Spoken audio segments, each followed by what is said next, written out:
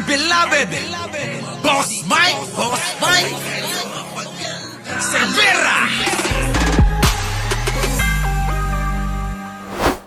Siguro isa lang ang paniniwalaan ko. Bakit? Si Pangulong Bongbong. Bakit si Pangulong Bongbong ang dapat paniwalaan, mga kababayan? O, panoorin nyo to. O, pasok. Pangulong Bongbong Marcos. Nipag, mga kababayan. Walang arte. Walang pake sa mga obstructionist. Walang pake sa mga basher ng mga bobot tanga ng mga DDS. Walang pake si Pangulong Bongbong sa kahit anong sabihin ninyo. Dahil para sa kanya, ang kanyang mandato magsilbi sa taong bayan. Pakinggan natin.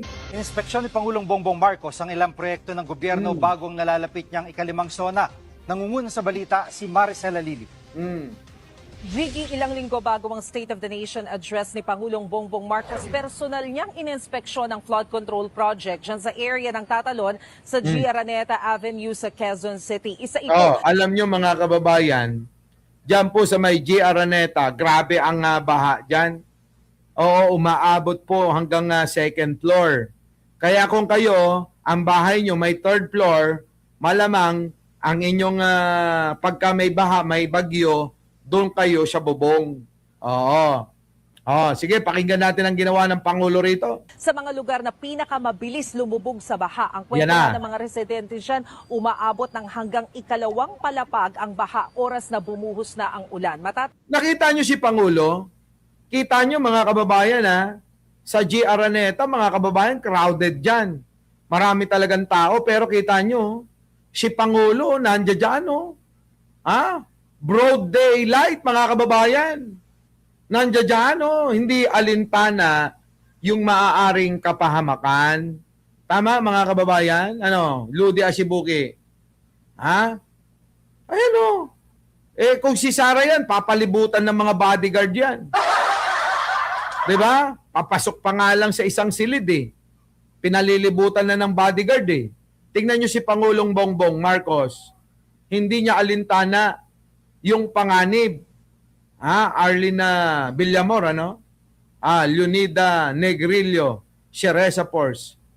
Grabe, mga kababayan, Tuloy! Tandaan natin na nung nakaraang sona ni Pangulong Bongbong Marcos, isa ang flood control project sa kanyang mga pinunterya. Hinigyan pa niya ng listahan ang DPWH ng mga flood control project na to at sinabihan niya ang mga sangkot sa katiwalian na mahiya naman kayo. Muntik ngang masunog yung mga nasa likuran, di ba? Jonet de Vera. Ngayon, ang Pangulo mismo ang nagtatrabaho para dyan. Hindi na inasa sa mga putang inang mga kongresista na katulad ni Martin Tingnan natin yung kwento ng ilan sa mga residente ng Tatalon. Dating may bagyo po, lagi po kami binabaha. Minsan nga po doon sumasakay pa kami sa bangka Ang laka. para maka-evacuate lang. Ayan na. Tuloy po is yung napakalaking baha na inabot po yung third floor namin. Ayan na. Kaya kami po magpapamilya nasa bubong. Kita nyo? Inabot yung third floor ng bahay nila. Kaya sila ay nasa bubungan na. Grabe, no? Jiggy, sabi ni Pangulong Marcos, kalahati pa lamang ang natatapos sa proyektong ito. Plano pa nilang gawin yung flood control project sa kabilang area ng lugar na yan. Pero matapos daw ang proyektong ito, kailangan namang tutukan yung garbage collection na isa rin sa nagiging sanhi kung bakit mabilis ang pagbaha sa area dito sa Metro Manila. Pero sa pagkakataong ito, maging sa declogging, kailangan daw nila ng tulong ng LGU ng Quezon City. Narito ang sinabi ni Pangulong Marcos. Yan na. At ito ay dito pa lang to, sa one half pa lang ito, kalahati pa lang ito.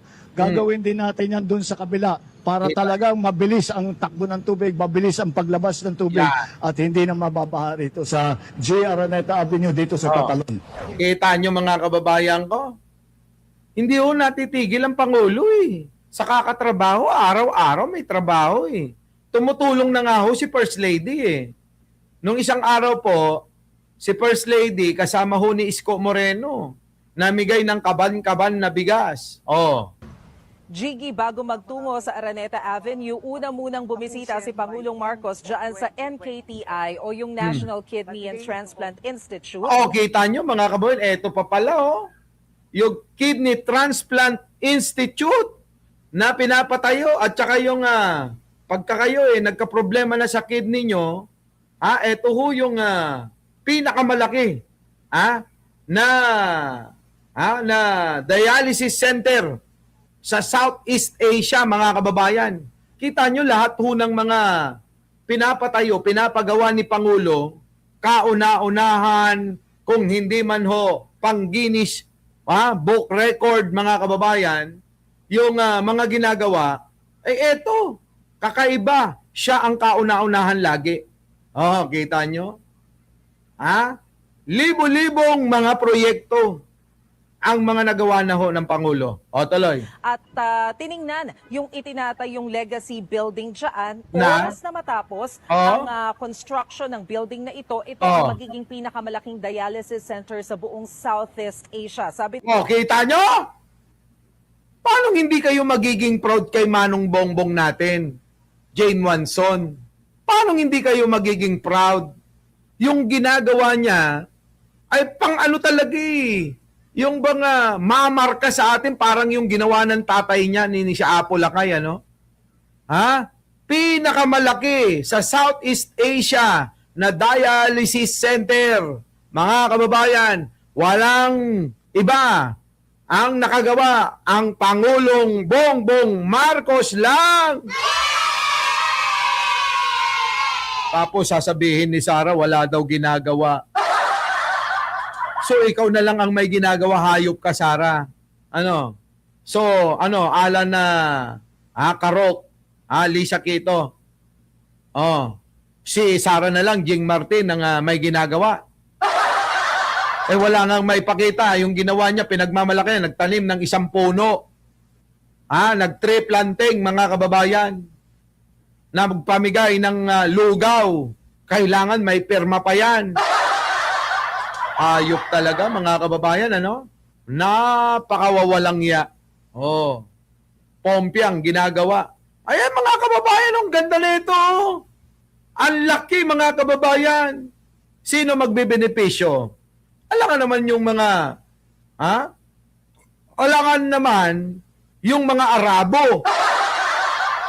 Sino magbebenepisyo sa proyekto na ito? Sige nga ho.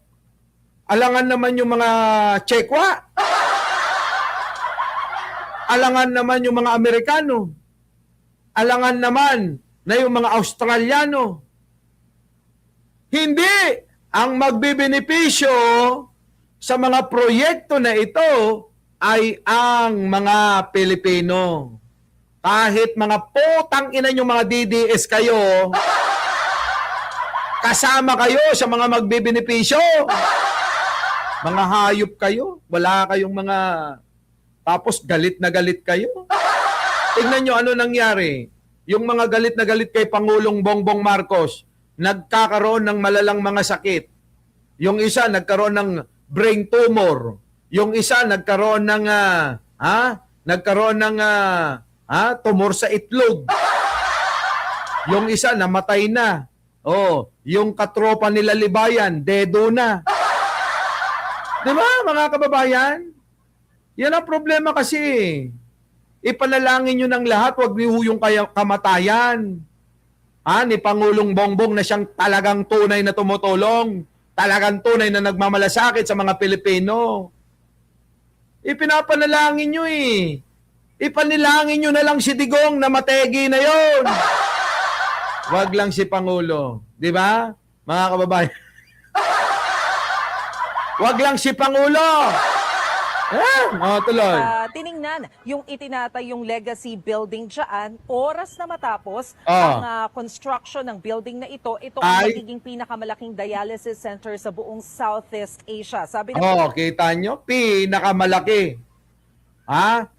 Sa Southeast Asia, itong dialysis center na ito na pinatayo ng gobyerno ni Pangulong Bongbong Marcos. Grabe, no? Oh, tuloy. Pangulo, baka by 2028 maging operational na ito. Importante ang building na ito para sa ating mga Pilipino dahil base sa kanilang taya, mahigit 11% ng ating populasyon ang may chronic kidney disease. Nako, ayan na mga kababayan, kaya mag-iingat kayo. Kaya lagi ko sinasabi, uminom kayo ng ganire. Ingatan ninyo ang inyong mga sarili. Oh, yan mga kababayan. O baka sabihin nyo, bakit yan lang?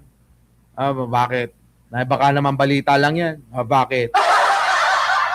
Eto, magpapatotoo pang isa. Pagbigyan natin, Wala tayong pera. Ayan na. Mga kababayan ko, Mga kababayan. Baka sabihin nyo wala, hindi naman yan totoo Eto na.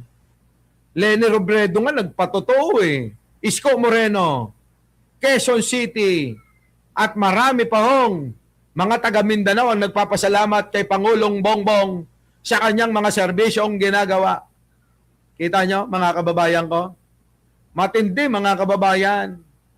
Sa kauna-unahang pagkakataon, nagkaroon tayo ng presidente na totoong may malasakit, na totoo na nagmamahal sa mga Pilipino. Kaya lang, hindi lang kayo talaga marunong magbalik o sumukli sa pagmamahal na binibigay sa inyo. Kaya wala kayong relasyon na matino.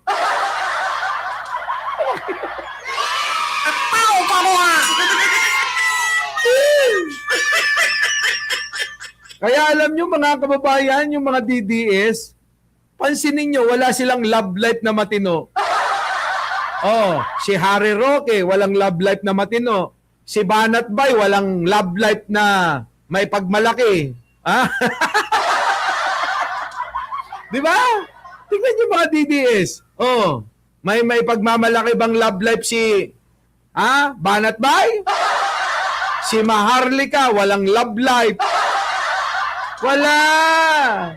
Di ba? Talo namin kayo ni Arnold Lopez. Kami ni Arnold Lopez, meron kaming mababait na mga love life.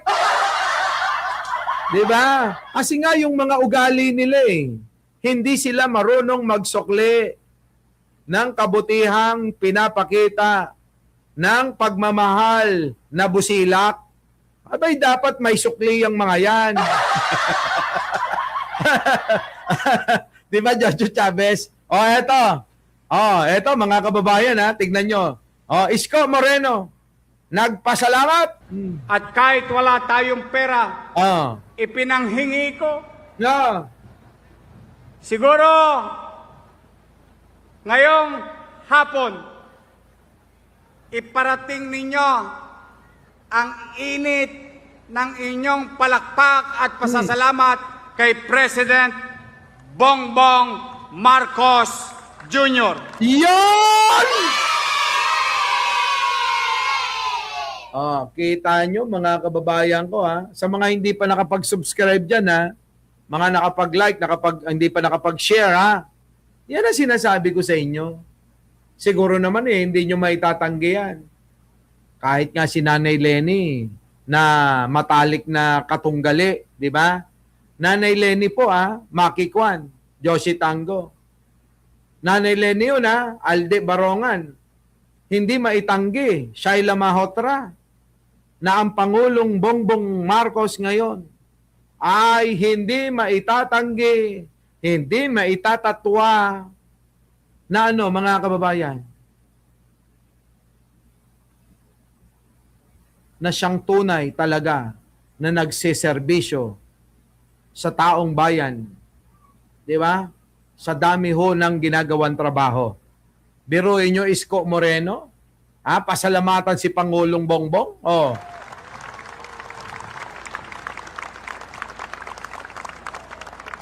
Di ba?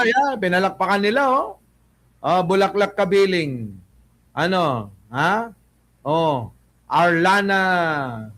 Arnala Mendras, Arnold Jan Sapiano.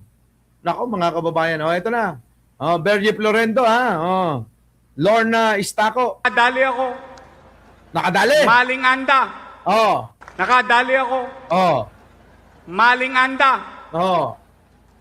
500 million pesos Oh, grabe. para itayo ang pamantasang lungsod ng Maynila Nako. College of Allied Health Sciences Building. Kita nyo mga kababayan? Puro mga healthcare, mga kababayan. Yung ginagawa ng Pangulo ng mga proyekto.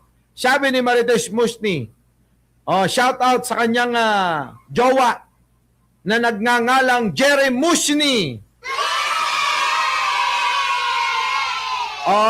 Happy birthday to Jerry Musni from Marites Musni and Ceresa Force family and Mike Cervera Vlog. You know.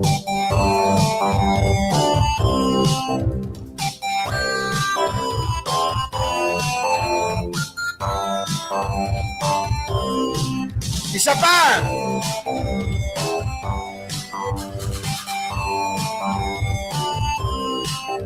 Happy birthday, happy birthday, happy birthday to you. Yon, happy birthday, Boss Jerry Musni. Sana'y mabusog mo kami. Sa'yo ang inumin. Oo. Sa'yo rin ang pulutan. Sa'yo rin ang pagkain.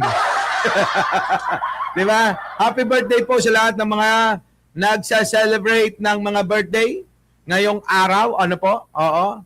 Biruin nyo, June 27 na ho. Bilis ng panahon, no? Nakakalahating taon na naman, samantalang parang Pasko lang. Balik natin si paring Isko. Pasok! Pasok! Para itayo ang pamantasang lungsod ng Maynila College of Allied Health Sciences Building. Kita nyo? Kung sa Quezon City, may tinayo na pinakamaganda, pinakamagaling, pinakamalaki na dialysis center sa Southeast Asia. Sa Maynila naman, mga kababayan, nagtayo ng eskwelahan para po dito sa PLM College of Allied Health, mga kababayan, and Science Kineme. Yan ho yung mga proyekto ng Pangulong Bongbong na mga talagang tatatak sa ating mga Pilipino. Mga kababayan, ihambing ninyo si Digonyo. Si Digonyo, mga kababayan, na hanggang ngayon, nakulong na't lahat-lahat ang kinang-inang yun. Mga kababayan, walang natapos na pinagmalaki na flagship o magiging tatak niya na iiwan sa mga Pilipino. Ang iniwan niya lang, puro laway niyang hayop siya. Happy birthday kay Yussi Claire. Talaga? Mamaya batiin natin ng personal, Tuloy. Ano ang halaga Nang. ito sa sinasabi ko sa inyo?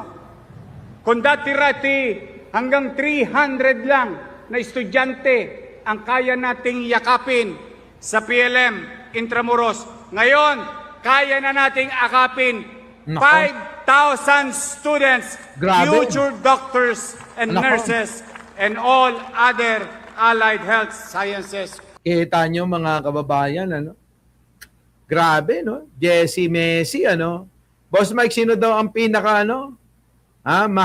baba sa Southeast Asia? Siyempre, si Aimee. Grabe, no? Ang daming mga doktor. Magiging medical, yung ating mga kabataan na parating. Tuloy-tuloy po yan. Hindi po matitigil. Ano po? Hindi matitigil. Tuloy-tuloy ho itong mga proyekto na ito. At tuloy-tuloy din na pakikinabangan. Mina de Guzman. Di ba? Ano ang nangyari? Ito ho ang resulta ng pangbabash ng mga pukinang-inang mga taga-suporta ni Duterte.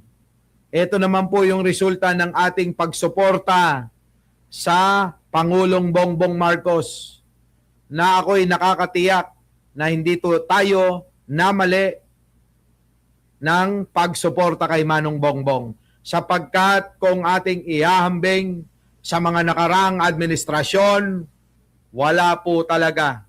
Hindi po sila mananalo sa mga nagawa ni Apo Manong Bongbong. Ito ho, alam nyo mga kababayan, ito ho kahit na maglubo-lubo ang utang, mayroon po tayong nakikita na mga resulta. Mayroong mga proyekto. Diba?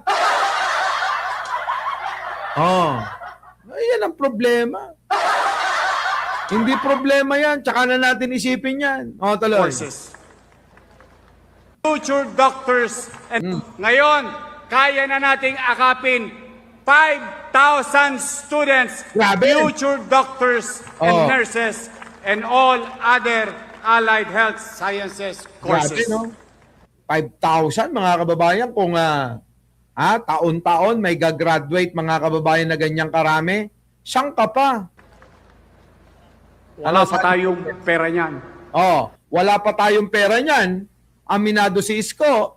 Wala pa tayong pera niyan. Paano kapag tayo ay nakaungar-ungar? Pag tayo ay nakaungar-ungar na, mga kababayan ko, baka ho, pati ho pagmumuka ng mga Duterteng bako-bako ay ang Pangulong Bongbong Marcos na ho ang magpapagawa. Diba, no? Grabe. Maraming salamat, Executive Secretary Ralph Recto. Maraming salamat, DBM, Department of Budget and Management. Maraming salamat, President Bongbong Marcos. Kita nyo? Grabe, no, mga kababayan, ano? Pinapasalamatan si Pangulong Bongbong ng mga nakatunggali niya. Hindi ho katulad ni Digong na yung mga nakatunggali niya hanggang sa matapos, mga kababayan, merong nasasabi. Pero hindi naman ho katulad ng ginagawa ngayon ng mga kampo ni Duterte na hindi ho tinitigilan na siraan, bastusin, walang yain, alipustahin, lahat na ho ng masasakit na mga salita ay sinabi na pinakawalan na para kay Pangulong Bongbong Marcos. Pero hindi ho, hindi hadlang itong mga Duterte para mawalan ng gana at para hindi maisakatuparan ang mga proyekto ng ating mahal na Pangulo, Bongbong Marcos. Diba? Kita nyo? Eto na. May... Our beloved Boss Mike Cervera